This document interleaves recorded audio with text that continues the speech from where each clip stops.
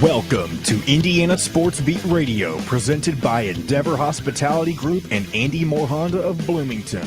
Looks over the middle, second guesses, fires, throws.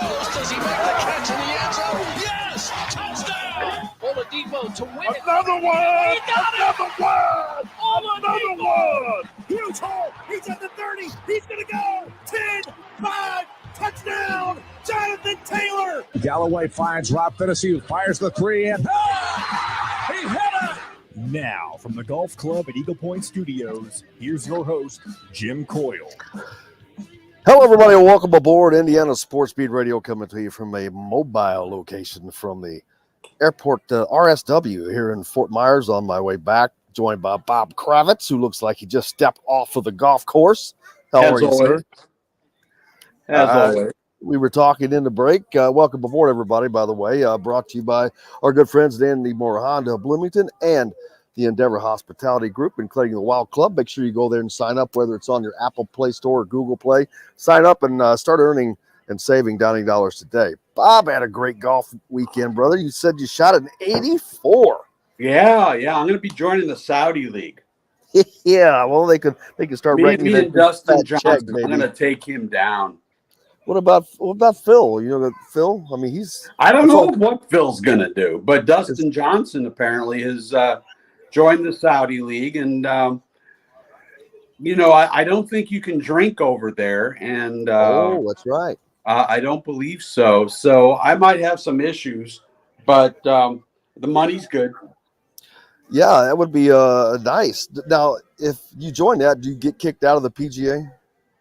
I don't know. I'll have to check my PGA bylaws to see how that works. Yeah, but don't want to give that tour card up, man. Well, I know that the PGA is very upset that I am considering this move because, again, I was, pretty popular on tour, if I say so myself. Absolutely, one of the most popular guys out there. How was your weekend? A great Memorial Day weekend, a spectacular Indianapolis 500, a great race. A great day of racing, really. The Monaco Grand Prix, the NASCAR race in Charlotte, 600 miles, 18 cautions in that one. But just a great weekend. How was yours?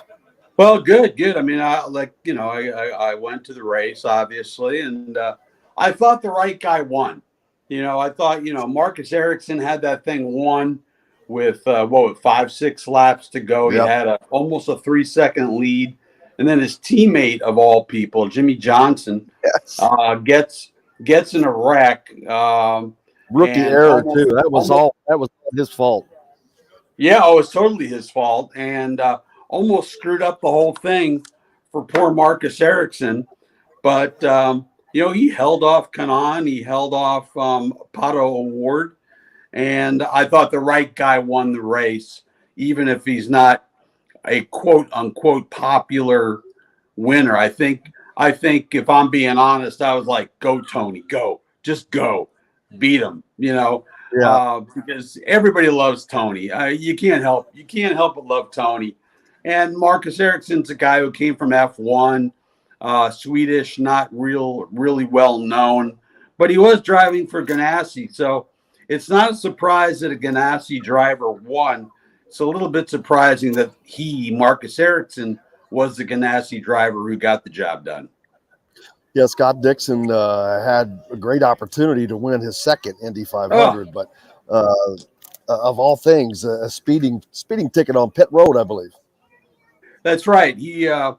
They said he went maybe a mile an hour over. As somebody who lives in Carmel, I can attest to the fact that if you do go 1 mile over the speed limit in certain areas of my fair city, you will get ticketed. They won't make you do a drive-through penalty, but certainly Scott Dixon, it's almost become an Andretti curse type of thing with him. The only Indy 500 that he's won is 2008, and for a guy with his record, you would think that he'd have a couple of those suckers under his belt because he's had the best car a number of times, and I think he probably had the best car on Sunday. Yeah, just a self-made error with the speeding. He led most of and that the payout, if people look at the payout, it's amazing because you could finish way down and make more than a lot of people. Because I was looking at him, like going, how laps led? He led so many laps, and it's like $250 a lap, I think. Right, is what you right. get. So he had a nice big fat check just from that, even though he finished down. But the payout, a record payout too of this thing, it was about double, wasn't it? Like double any Something payout like before. that. I'll tell you what, though, they put their butts on the line every time they get behind the wheel. You know, it's not like basketball where, God forbid, you hurt a knee. I mean, this sport, you can do some serious damage, as we all know. I remember going to Denver and watching poor Robert Wickens doing his very painful and painstaking rehab after a terrible accident at Pocono left him in very bad shape. So I'll tell you what, I have no problem. I don't begrudge these guys, and in some cases these women, for the kind of money they make at the Indianapolis 500, because they are literally putting their lives on the line every time they drive. Absolutely. And I was talking to a friend of mine, I'll give him a shout out, Charlie McClure, who I got to stay with down here, but we were talking about Jimmy Johnson's accident. Even though he got a spin, which took a lot of the energy out of that, he still ended up hitting the wall basically head on. And if this was another era where there was no soft barrier and no Hans device, that may have killed him. I mean, he hit that. How about Colton Herta? Was it Carb Day? I think it was Carb Day. Colton Herta goes upside down, for crying out loud. If there's no aero screen, if that cockpit isn't reinforced the way it is, there's no more Colton Herta. His career, he's done. Yep. So, the one thing that George, the former owner of the Speedway, if there's one thing that he accomplished, it's that he made the sport significantly safer with the safer walls and the changes to the cars. Tony George, excuse me. I was having a hard time with his first name. And, the split obviously caused irreparable harm to the sport, but he did make it a much safer sport than it was previously. Yeah, and unfortunately, the accidents in the last 10, 20 years have helped Dale Earnhardt, all that. There was a NASCAR in that race, a car that ended up upside down, and you don't see that very often. They've got so good at using those flaps that it will either the car lands right side up or they keep it on four wheels.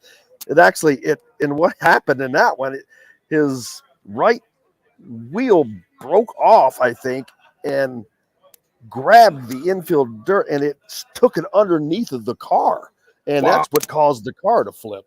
There was a great line from a legendary columnist named Jim Murray from the Los Angeles Times, covered the race one year, and this is back when newspapers actually sent people to cover the race, which doesn't happen anymore. And this is back when I think they lost maybe 2 or 3 drivers just in practice. I mean, there was carnage everywhere. And his line was, "Gentlemen, start your coffins." Oh my God. It gets your attention, boy. Yeah, that certainly will. Hey, John's got a great comment for everybody. If head out to BB's, I'm always talking about it. They're in Bloomington. BB's Marketplace, a former wagon wheel. They're located there on the south side of town. But I'm gonna have to get out there, do a show there this week. But get breakfast or lunch out there. And the specialty meats. Boy, I can't wait to get some big steaks for you, Bob. Big old fatties. Nice. They got some fatties. Some fatties? Yeah, speaking of fatty. Yeah, me? I thought you me? No. I'm talking about me, man. Look at me. I'm kidding. Oh, absolutely. But yeah, it was just a great sports weekend. There was still basketball going on. There was the EYBL down in Louisville, but nothing of consequence. At this point, these guys are just playing to play, I think. I know the coaches are out watching, and But it's like, what are they gaining at this point? Yeah, I don't really know, honestly. I'll be honest with you. I've been totally, and I know you don't care very much, but did you happen to watch any of the hockey game last night? No, I did not. Okay. Who was playing? Oh, this in the NHL finals? Is it the finals? This is the semifinals, the conference finals. Edmonton against Colorado, the two fastest, most offensive teams in the league. The final score was 8-6. That's a big number for a hockey game.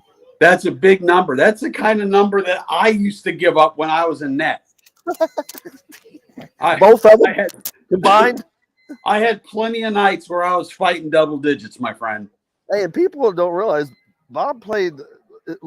They had a club team, right? We had a club team. I played high school hockey in Chicago, and then when we moved there, and then I was on the club team at IU from 78 to 82. Do they still have a club team? Oh, yes. They're very good, too. Why? I guess. Yeah. I used to play at the old Frank Southern Center Arena down by Bloomington South, which is where they still play. But when I played, one side of the rink was open air. So you can imagine in the dead of winter at 10 o'clock at night on a Saturday night, you're like trying to feel your fingers. Oh, man. You have to really love it. Trust me. I know I used to rope, and a lot of times we'd be inside, but there was no heat in these gigantic buildings, and like you're just trying to not freeze to death. Wait, you used to what? Rope? We're upstairs. Boom. Get out of here. Oh yeah. Are you a cowboy?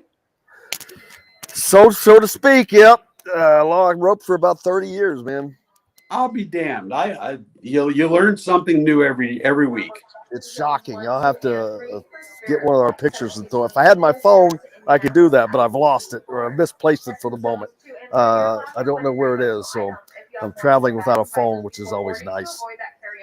Well, I won't call you. Well, this is the time to call me. Yeah, you're right. You're right. I probably should. Hello, the new phone. Who dis? Oh man, the only worst time was when I was in Mexico City, and the second day there, my phone was pickpocketed, I think. But now that sucked, being in another country for a week without a phone. I've told that story many times. Man, the old pickpocketed story, yeah. Well, it sure seemed like I was coming out of a Rolling Stones concert, so it was loose. It's possible. And it was in Mexico City, so it was very possible. You had a hell of a vacation. Well, that was unintended. I was there on work, and they happened to be there. It was cool to get to see them at Mexico City's Formula One racetrack. Very cool. Very cool. The three places I've seen the Stones is the Mexico City's Formula One track, the Indianapolis Motor Speedway, and Churchill Downs. Wow. I'll tell you what, man. That guy, Mick Jagger, what is he, 106 years old? He still has it. He still has it. I'm 62, and I'm so over the hill. I don't know what to do with myself. Well, playing golf is keeping going. What's going on for you this week? Well, I'm going to probably go out to the Colts today, see what's going on. I've got a Q&A with Thad Matta ready to go. We just talked about, him embarking on kind of the second act of his career. Obviously, his health became a real issue a couple of years ago when he left Ohio State. And, does he have a second act in him at Butler? So I'm going to probably write that depending on what I find at the Colts. So we'll kind of go from there. We'll make sure you guys look out for that at The Athletic and be a subscriber. I am. I look for that great content from Bob and so much more from there. I actually use that every day. I read it a lot.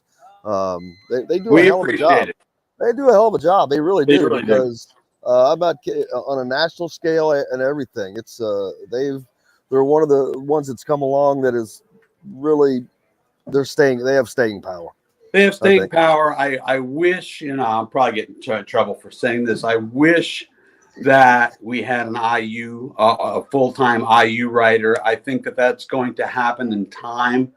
But you have to keep in mind that the Athletic is still a young franchise.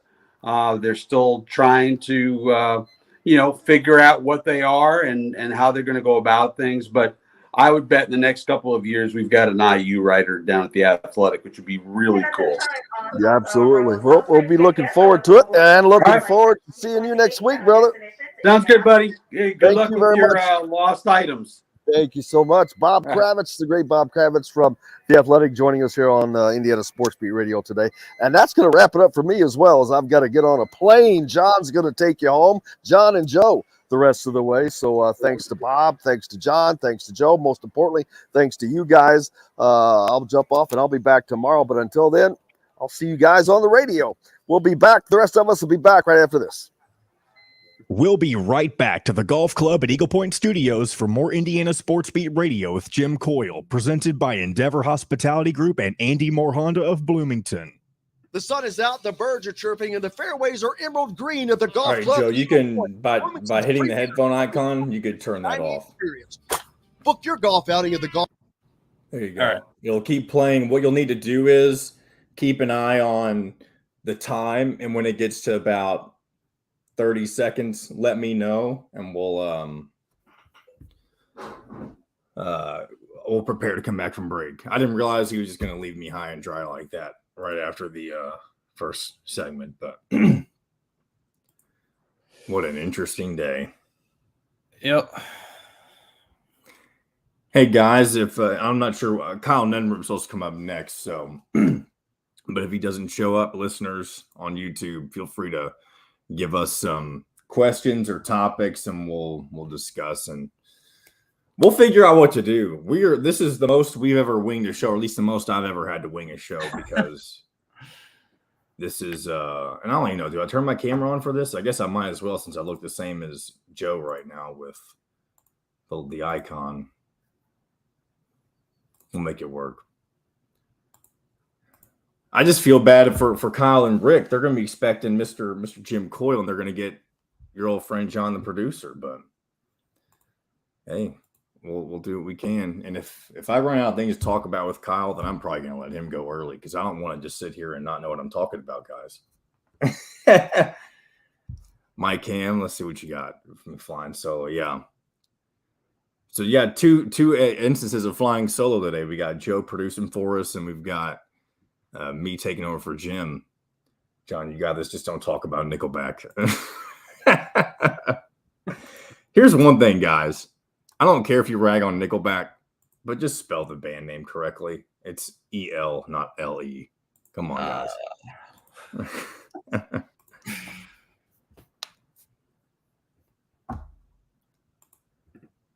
All right.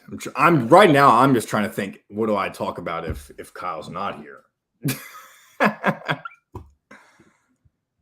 Yeah. Joe, if he doesn't show up, I'll probably keep you in with me, honestly, if you don't mind. Yeah. As long as you remember to keep how to turn yourself on and work on that, that you're on your end. Are you good with that? Yeah, we should be good. You got about 15 seconds. All right.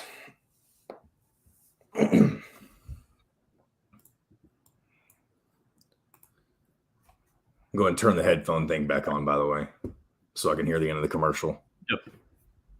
This segment is brought to you by K-Bello. Now back to the Golf Club at Eagle Point Studios for more Indiana Sports Beat Radio with Jim Coyle, presented by Endeavor Hospitality Group and Andy Moore Honda of Bloomington.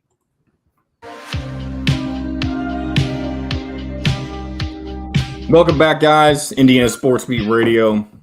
John, the producer, in right now, filling in for Jim Coyle as he gets on his flight back to Bloomington. Joe Lincoln is with me, producing for the first time. For those of you who don't know, I've been training somebody behind the scenes. We've got Mr. Joe Lincoln from Indiana University with us. He has been learning the ropes of how to produce the show. I'm going to be on vacation next week, my first professional vacation, as I've kind of been alluding to over the past couple of weeks myself. I'm looking forward to that, obviously. But we are also very excited to have Joe along with us. Joe, how are you doing, man? Not too bad. Really excited to get to experience all that is Indiana sports beat. So I'm really looking forward to it. It should be good. We're also going to have Kyle Neddenriep joining us here shortly. Going to figure out what he's been up to. He just messaged me, so we will be hearing from Kyle Neddenriep. Also, good to have the Andy Moore Honda hotline going as usual. Mike Ham, JTP flying solo. Tebow saying I shouldn't talk about Nickelback. That is probably a good idea. Ross Bonnell says JTP flying the jet solo, seatbelt sign on. Yes, that's right. Seatbelts are on. Mine's on. Joe's on. What we got? Domakiki James, Indiana football record this upcoming year. That's a good question, especially for me, considering I really like to talk Indiana football. I think it's really difficult to figure out what expectations should be for Indiana football right now, specifically because not only did we have such a reversal of fortune last season when you go from the 6-2 2020 season during COVID to 2-10, but you've also got a brand new offensive coordinator this year with Walt Bell. And with that, you didn't have a spring season. And so there's a ton of things that, not that we didn't have a spring season, but we weren't able as media or as fans or anything, we weren't able to see anything that the Indiana football team was up to. And so there's going to be a lot of question marks going into the 2022 season. There's obviously a lot of, I feel like, negativity surrounding the program, and that's to be expected after a season like that. But me being the eternal optimist that I try to be, especially around Indiana football, I think the best thing for this team, and specifically for a Tom Allen-led team, is a team that doesn't have any sort of expectation. Obviously, last year we found out that the expectation for Indiana football was too much to bear. And I do think if certain things didn't go a certain way, like with injuries and stuff like that, we could have had a better outcome. But obviously the biggest problem last year on top of the offense, or specifically with the offense, was the offensive line. If the offensive line can't fix itself, then we're not going to have a good offense specifically. And I don't mean to say we as if I'm part of the team. That's just the way that I'm used to phrasing it as somebody who's a fan of Indiana football. But Mr. Joe Lincoln here with us is a Notre Dame football fan, if I'm not mistaken, correct? Yeah, that is correct. And I know I might get some slack for that, but hey, it's what I was born into. So I guess and there's no problem on my chest. Yeah, no problem. So, like, obviously, in the typical, and people make fun of this all the time, and there's nothing wrong with it, at least there shouldn't be nothing wrong with it, is people who were raised on Indiana basketball and Notre Dame football. People think that is a cop-out because those are the two most successful programs in their respective sports in the state. Right. Yeah, that's definitely the stereotype that a lot of people fall into, including me. But when you're raised in a house like I was, I don't really have much of a choice. It was Saturdays in the fall was Notre Dame, and then in the wintertime it was Indiana basketball whenever it was on, and that's just it was just that way. And now I can't change it, I guess. But being a student at IU, I'm really excited to be there in the fall, and hopefully the football team can turn it around a little bit. Like you said, just trying to follow up on those.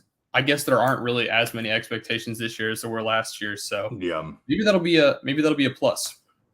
One thing I'm curious to hear about you is the transition and this is about Notre Dame football, the transition from Brian Kelly and what that has been like for you to see how that's played out with him being down in the SEC now. What are your thoughts on what he's been going? I don't want to say going through, but the way that he has handled becoming a man of the South, so to speak.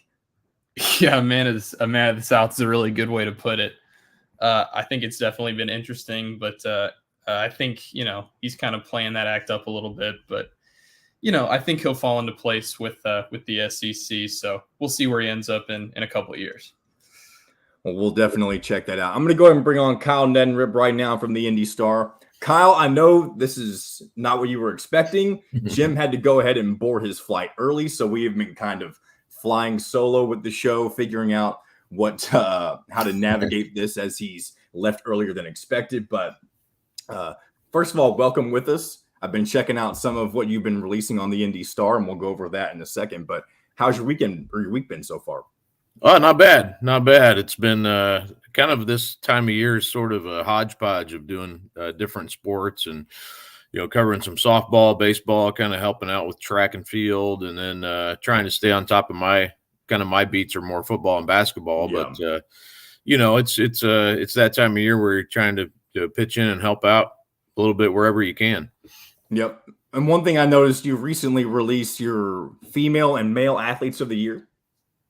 Yeah, the Marion County Sports Association, the Athletic Director Association, they sort of coordinate that, and then we sort of in conjunction with them release that. But yeah, that was, I think, one of the highlights of the year really for Marion County and the city is to find out who those athletes are, and we had a really good group again. I mean, you're going to have a great group regardless. Those, and I like the way that they pick those is basically if you're a multi-sport athlete and really have unless you're just really outstanding in one sport, and that's pretty rare. They normally try to pick multi-sport athletes, which I think is kind of cool, and we don't see as much of that anymore. And a good example of that was Javon Tracy from Decatur Central, who won the Marion County Boys Athlete of the Year, Male Athlete of the Year.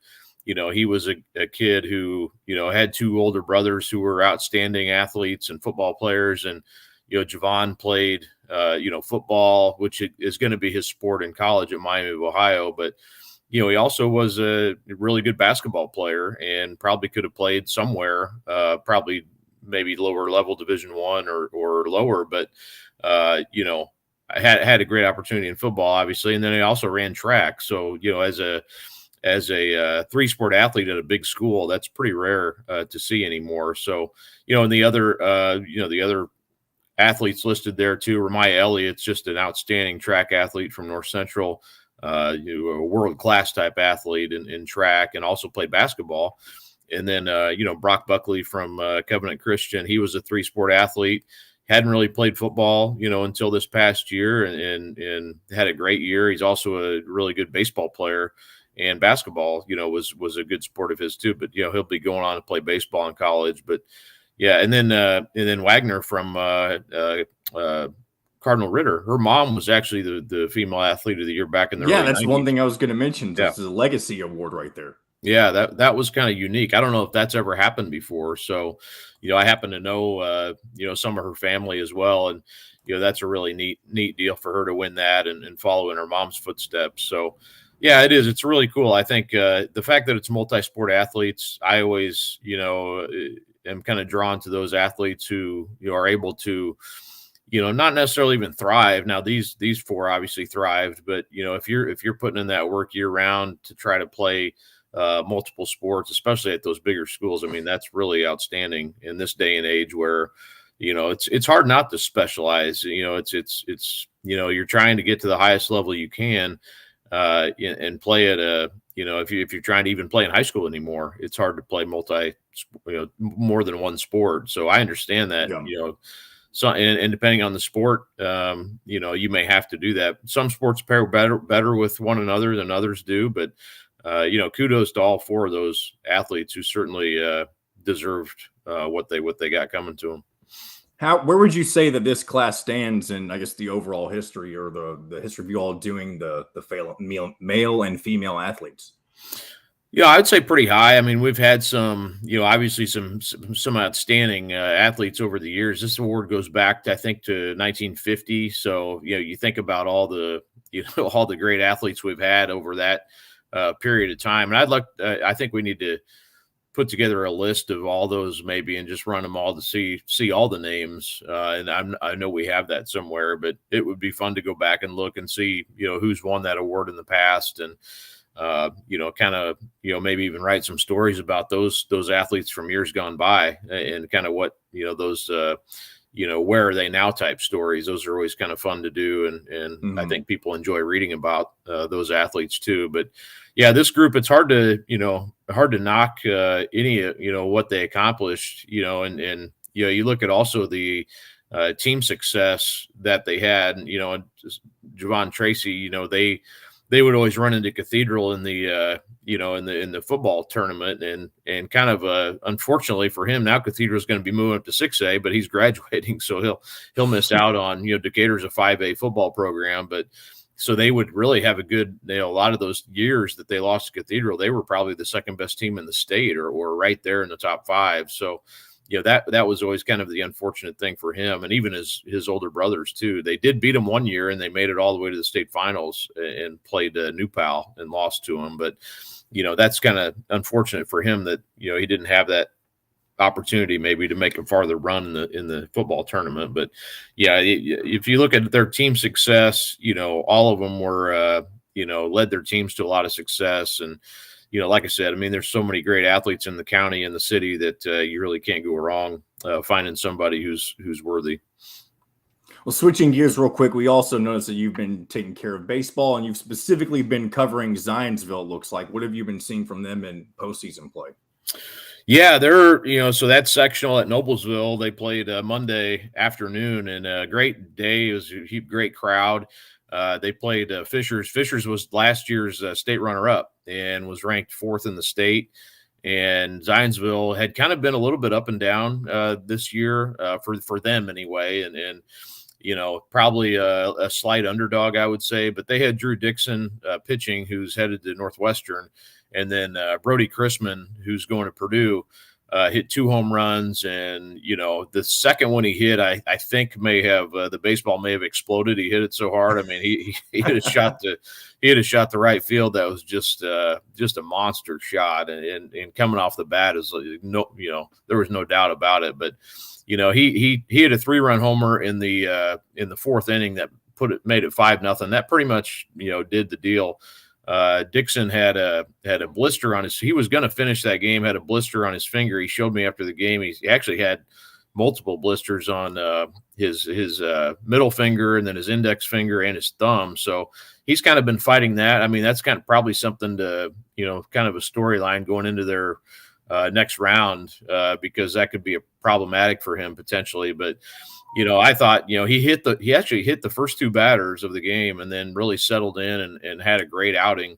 And so, to come out of that sectional, I want to say I had it in the story, but I think 4 out of the last 5 years, the winner of that sectional has made it to the state finals. So if you can survive that Noblesville sectional or wherever they're playing it at that particular year, you've got, teams like Fishers, HSE, Zionsville, Carmel's in there, those Noblesville, those programs. If you can get out of there, you're probably going to be the best team on the north side of that bracket. So, I would look for Zionsville probably to be the favorite now going into these final couple of weeks here to make it to Victory Field. But there's a lot of good teams out there, and in baseball is just kind of weird that way too. I mean, you get one bad inning early in the game, and all of a sudden you're tight and you're playing from behind, and it's just baseball's kind of that type of sport where it's hard to you can't really full court press, or so there's different things you can do in other sports that might be able to help you. In baseball, you're kind of fighting an uphill battle, I think, and the outs. But the great thing, though, about baseball is unlike some of those other sports is that you don't have a clock. I mean, you're just working with innings. You have to get those 3 outs. So that is one thing, I guess, if you're referring to if you have to come back. Yeah. That's something better than having to work against a clock, potentially. Yeah. Yeah. It's you can feel the you kind of feel the pressure in these big games sometimes. I think Fishers probably felt that a little bit the other day. They were the higher ranked team, and I think, and it was also just Drew Dixon was just so good. He just really shut him down the majority of that game. But yeah, it was a fun. I mean, big crowd. Fun afternoon of baseball, and it's Memorial Day is always. I always think of it as it's obviously the day after the 500, but it's a huge baseball day in Indiana. All of these sectionals around the state are going on, sectional championship games, and there's a lot of good ones, and we had a great day weather-wise finally this weekend. So it was fun. It was that team is going to be pretty tough to beat, I think. And Brody Chrisman, man, he's something else batting for that Zionsville team. Well, Kyle, thanks again for joining us. I know this has been odd circumstances this morning with Jim having to head off onto his flight. We appreciate you taking the time for us as always in general, and we'll be keeping an eye on this, and we look forward to talking to you next week. Real quick, though, what do you got coming up? I had a story just come out today on Luke Almodovar from Noblesville. His grandpa's Billy Keller, Mr. Basketball back in '65. He played for the Pacers, played for Purdue. Just wrote about their relationship, and it was kind of a fun story talking to Billy about how he helps out Luke. And Luke's going to be a senior at Noblesville and really good player. You know, I think he's probably a little bit underrated, but had that. I'm actually going to softball on Saturday at Bedford for the semi-state, and have some other things coming out too. Ben Davis, athletic director, John Clark, just kind of looking back at his career. And I also have a track story coming too. So it's, like I said, a lot of miscellaneous sports going on right now. But yeah, thanks, John. I appreciate you having me on. And it's no more odd than when Jim's on the show. So I'm surprised he didn't try to do it from his plane, to be honest. He tends to, instead of taking days off, he tends to like to post in different situations. But again, we appreciate it as always, and we'll see you next week. No problem. Thank you. We'll be right back with Indiana Sports Beat Radio. Rick Bozich coming up next. We'll be back right after this. We'll be right back to the Golf Club at Eagle Point Studios for more Indiana Sports Beat Radio with Jim Coyle, presented by Endeavor Hospitality Group and Andy Moore Honda of Bloomington. Andy Moore Honda is Bloomington's #1 Honda. There we go. Hey, Rick, welcome to the show. Good morning. Good morning. What's going on? Oh, man. Where's Jim on his way to? So Jim's heading back from Fort Myers. I originally thought he was going to be available until 9:30. He said his plane left at 9:30, but he didn't tell me when he would be boarding. He only did the first segment this morning, and hey, we're working with it. It is what it is. He did his first segment from the airport? He did 8:30 to 8:50 from the airport. 8:50 he hopped on his plane. I just did Kyle Neddenriep after that, and here we are now. Okie dokie. He doesn't like to take days off. And if I would have known that he would have only been available for one segment, I would have tried to convince him to take the day off. But oh man. So I know what's something you want to go over specifically. I know DJ Wagner is a hot topic down in Louisville. What's something you've been working on that you want to talk about? Oh, I mean, I don't think I've talked to you guys. I talked to you guys the morning that they came to Huber's, I think. So we can talk about Huber's if you want to. If you want to keep it on. I wasn't there, but I can ask for your thoughts on Huber's and that kind of stuff. I've also got Joe. I know you got the email this morning, but Joe is my bullpen pitcher in training. Okay. Excuse me. Because I'll finally be getting a vacation here next week, which I'm looking forward to. I mean, the thing that I wrote last week that got the most reaction was the thing about IU and UK playing.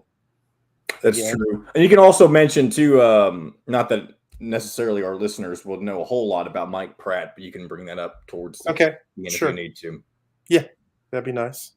Shaden Sharp staying in the draft. That's true. Okay. There's things to talk about. We're good. And when do you need to be out?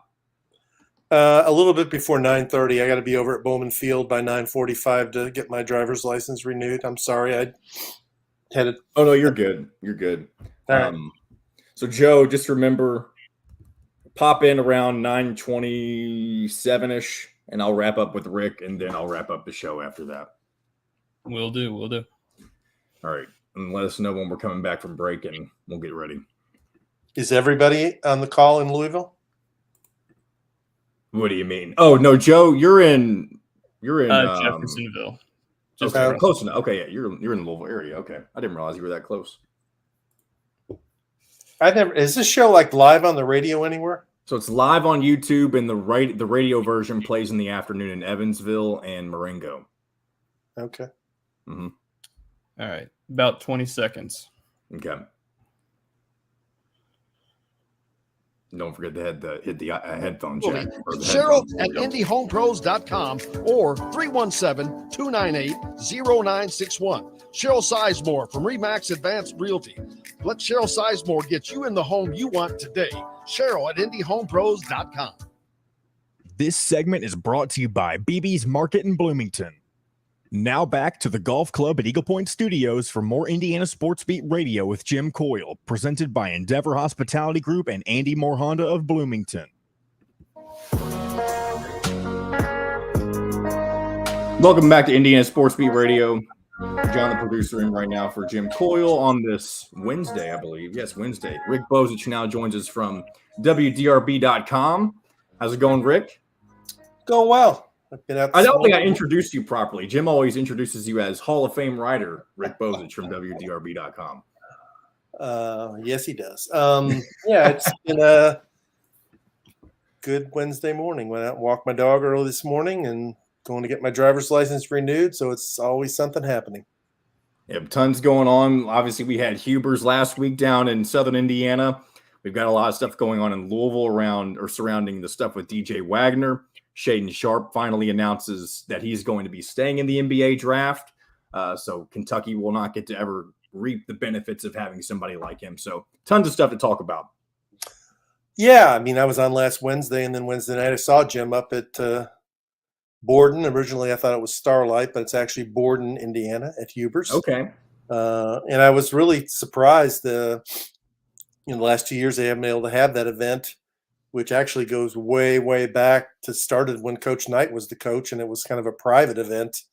And it's grown into this big gathering now, and there were actually sold out 975 people there, which is a good sign for IU athletics that people are on board with Mike Woodson and Tom Allen. And both guys talked to the media for, 15 or 10 minutes, 15, and then they gave their little spiels in front of the crowd. And I guess the most interesting thing to come out from Tom Allen is he seems to be as eternal optimist. He's an eternal optimist, but he's also sort of as curious as everybody else is in how IU is going to bounce back from that dreadful season they had last year, and which players are going to step forward and who are going to be the centerpieces of the team. As you know, it was a weird situation where he's really been one of the more open coaches in the league, and it was totally shut down in the spring in terms of letting the media see what was going on. And out of Mike Woodson's talk, I think it was how open he was about, pursuing Trace Jackson Davis to try and encourage him to return, and B, his response to the question about scheduling either Kentucky or Louisville or both. Yeah, it's interesting too. Everybody wants Kentucky back on the schedule, but we have seen those schedule improvements already coming into form. And you recently had the announcement of the Empire Classic that's going to happen not this coming season, but the following season, which will include Louisville, Texas, and UConn. So that's on top of what you've already got with Arizona and Kansas next year. You're already seeing some of those marquee events really come back into swing under Mike Woodson. Yeah, I think I guess the way I put it was I think some of his predecessors scheduled like they were afraid if they lost games that they would get fired or something. Pretty timid Look schedule. where that got them ended up, though. Yeah. And Woodson scheduled, I thought, pretty timidly last year, which I don't know if who did it, or they were really not convinced they were going to be very good. But the non-conference schedule was fairly weak for IU last year, and it hurt them. I thought it was one of the reasons they were one of the last teams in the tournament, because they didn't really have any quality non-conference wins. Now this year they should end up having 4 or possibly 5 good non-conference games, and they need to win 2 or 3 of them. And if they do, that'll set them up well. But I'm glad to see that. I don't know whether it was Mike Woodson or Scott Dolson or a combination of the two, but they've moved on from the Crossroads Classic to play that series against Kansas, and hopefully they'll come up with a marquee team like that every time the 2-year contract ends. If it's Kansas this time, maybe the next time it'll be Carolina, or throw Gonzaga in there, or and you can still play a lot of people. I mean, you've seen Trace Jackson Davis and Armando Bacot advocating for a Big Ten ACC Challenge matchup with Indiana and North Carolina. Yeah, and I looked at that kind of closely, considering Indiana is going to be, I think, pick one of the top 3 or 4 teams in the Big Ten preseason. Would mean they would likely play one of the top 3 or 4 teams in the ACC. And Duke played on the road last year at Ohio State, and there was one other one. But the 2 teams most likely would be Carolina, which would be a very interesting matchup. And they've played them a couple times already in the Challenge. tough game, but it would be in Bloomington. And the other one is Virginia, because Virginia played a home game last year. They're due to go on the road, and with the Armand Franklin connection, and Virginia, I think I read last night, they got all 5 starters coming back. So you got to figure they'll have a bounce back season. That won't be an easy game either. And they're a weird team to play because of their style. And as Louisville fans know, they can be hard to beat. And then you've also got the Gavitt tip-off games, which Indiana, back when they initially signed on in this deal, they said they would play. I don't remember what the number was specifically, but 5 times in 7 years. That's a lot. And in order to fulfill that, they would have to play in it next season, and most likely a road game. So you could be potentially seeing a road matchup with somebody like a Villanova or a Butler, which not that Butler is anything to Providence be afraid of at the moment, but it is an in-state rival. You haven't had always the greatest of success against Butler, specifically in the Crossroads Classic. And with that, you could even see, and I guess this would be more so of the Big Ten ACC Challenge, but you could see Notre Dame in the future in a home or a road game with that challenge as well. So there's plenty of opportunity, not only this coming season, but in future seasons with what the Big Ten and what Indiana has ties to right now in order to boost that schedule for Indiana to be ready for March. Yeah, for sure. And that's the way it should be. I think the one thing that always bugs me about college basketball, and it bugs me about Kentucky the most, is that they don't play enough big name teams in the non-conference, and then the ones they do play, they're not at home. They play a lot of these neutral site games, and I don't think that's fair to hometown fans that you ask them to come for the games against North Alabama and Kennesaw State and whoever else you throw in there. But when you throw in a sexy game, you play it. I guess that's one thing with Indiana playing Arizona and Las Vegas. I get it because it's sort of a reward for the players and it draws attention to it, but it's not the greatest for home fans when you ask them to come out to the games that aren't quite so interesting. And one thing, do you think this, with the fact that Mike Woodson is now in charge, I know John Calipari always expressed his issues with Indiana when it more so had to do with Tom Crean, and Archie Miller wasn't, I guess, really maybe not around long enough to do anything about the schedule, or maybe Archie Miller was afraid to play Kentucky. I'm not too sure, but do you think that it's going to take Mike Woodson, at least while John Calipari is still the head coach of Kentucky, to give in to playing Kentucky at a neutral court rather than playing a home and home for it to happen? Or do you think it can happen either way? I don't think John Calipari will ever come back to Bloomington unless it's an NCAA tournament site, which isn't going to happen. So no, he's not going to come back to Bloomington. I think that's pretty clear. So it'll be a matter of whether Indiana wants the game that badly that they will do it on Kentucky's terms and play it either at Lucas Oil or KFC Yum Center, or that would really, I wouldn't like if they took it like to Chicago or something. That doesn't seem, that means both fan bases have to travel and spend money and do all that stuff. So it'd have to be Lucas Oil or the KFC Yum Center, a rotating basis, which it used to be that way. It was in Freedom Hall for the most part. I think they divided the tickets up in half. It was half UK crowd and half U of L crowd, and it actually was kind of cool. So there is precedent for that. But my sense is that it's not a very high priority for John Calipari to play Indiana. And if that's the case, Indiana should say, you know what?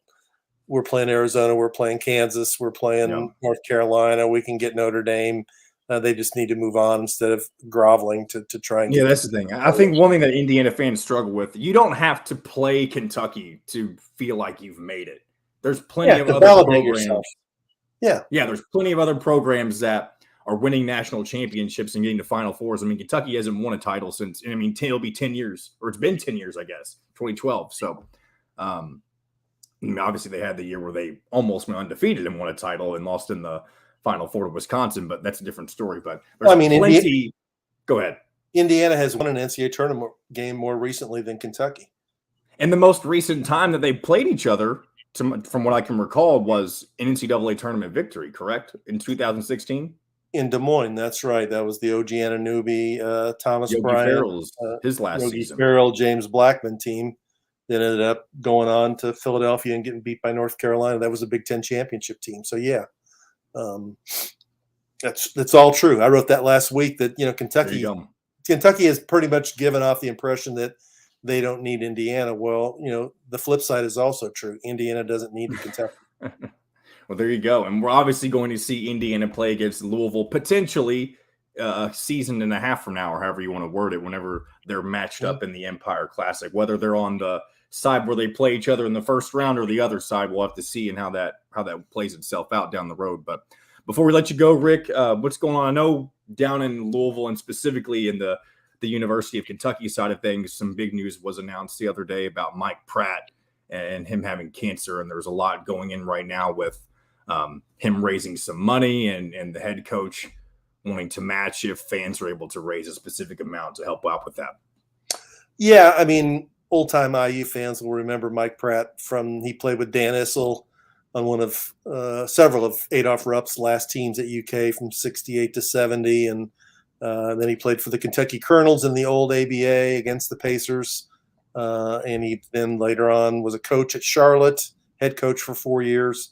Then he was an NBA scout. He's been the UK radio analyst voice for the last 20 years, been battling cancer off and on for 3 years. And now he's decided to go a different kind of treatment plan that isn't covered by insurance. They're trying to raise $95,000 once they get to 50. And I haven't checked today, but last night they were almost to 40. John Calipari will match the first 50, which will get them to 100,000, which is 5 more than their goal. And that'll allow Mike to start treatment on June 16th. So any fans out there that might be interested in helping out Mike Pratt, go to WDRB, and I have a column I wrote yesterday that has a link to how you can donate money. And trust me, Mike's one of the good guys. He's been a tremendous ambassador for UK throughout the years. He used to live in Floyd Knobs. He gets the whole dynamic between IU and UK, and he always asks me questions about IU, like, when are the Hoosiers going to get it going again? So he loves college basketball, and we really are praying for Mike and hoping he can beat this thing. Absolutely. And what else, before we let you go, Rick, what do you got coming up? This weekend, Louisville is hosting NCAA baseball regional against, they play, I think, Southeast Missouri with a Big Ten team, Michigan and Oregon also here. If they win, they would likely go on to the super regional at Texas A&M. A bounce back year for Louisville. Just got done covering in Nike and EYBL action. DJ Wagner and Aaron Bradshaw were the two big names from New Jersey that Kentucky and Louisville were recruiting. But I saw a kid by the name of Brady Dunlap who's played on LeBron James's son's team, and Indiana has recruited him, and he played pretty well. I think he's a back burner recruit for IU. There's a couple of other guys they're putting more emphasis on. But he's a really good 6'7" wing shooter. Remember that name, Brady Dunlap. Okay. We'll keep an eye on that. Thanks again, Rick, as always. Thanks for bearing with us this morning through all of the switches and that good stuff. But we appreciate it as always. No and we will see, or I won't see you next week, but we will see you next week. All right. You guys have a great week. Thanks. Appreciate it, Rick. All right. Bye-bye. All right. We got a few more minutes here on the show. Let's go ahead, and Joe's back in here with us, but a lot of good stuff from Indiana basketball. Obviously, a lot of people are excited about the schedule change. But Joe, as somebody who is an Indiana basketball fan, whereas opposed to the Notre Dame football, I'm sure you're excited about what's to come for the Hoosiers. Oh, 100%. I mean, this past week, everyone's been talking about, especially on this show, Trace Jackson Davis returning. It's a huge deal. It really is. And I mean, for the first time in a lot of years that I can remember, Indiana's being talked about as a team to watch out for in the top 25, and that's really exciting for IU fans that have kind of dealt through these past years that have just not really met the expectations of the typical Indiana year. So it's really exciting to see them back in the thick of it, and it's also really good to see some young players coming up that really can have an impact on this team. So I'm looking forward to see them as well. And it should be an exciting year coming up. Yeah, it really feels like the ceiling for this team, at least as of right now, is going to come down to how quickly some of the new guys like Jalen Hood-Schifino and Malik Reyno, CJ Gunn, even Caleb Banks, how quickly those guys can become an asset for Indiana. Because if those guys can contribute in a meaningful way, then Indiana is going to have several weapons on top of what they already have. And so there's tons to be excited about and tons for us to talk about as we get closer and closer. And I know we've got football season to worry about first. We're in the off season right now. We can talk about anything we want. So there's plenty of things going on. Thanks for bearing with us today. Thanks for dealing with all of the changes that we had to do last minute. I know, especially guys who are listening or watching live and sticking around and listening to myself chat with some of our guests. I know you're not used to me doing that. So I appreciate you all sticking around for that. Appreciate Joe for filling in for me today and learning the ropes as he prepares to take over for me for a short time here while I'm gone on vacation. He's done an excellent job. And so you guys will be getting to know him a little more, getting more familiar with him over the next few days and over the next week as well. So appreciate you guys. Appreciate the listeners. Appreciate Joe. Appreciate Rick, Bob, and Kyle for joining us as always. And for those of you listening on radio, we do have more segments coming up for you, some of our best of segments. Those of you listening or watching on YouTube, we are about to get off for now, but we appreciate you guys always. And until tomorrow, we will see you on the radio. We'll be right back to the Golf Club at Eagle Point Studios for more Indiana Sports Beat Radio with Jim Coyle, presented by Endeavor Hospitality Group and Andy Moore Honda of Bloomington.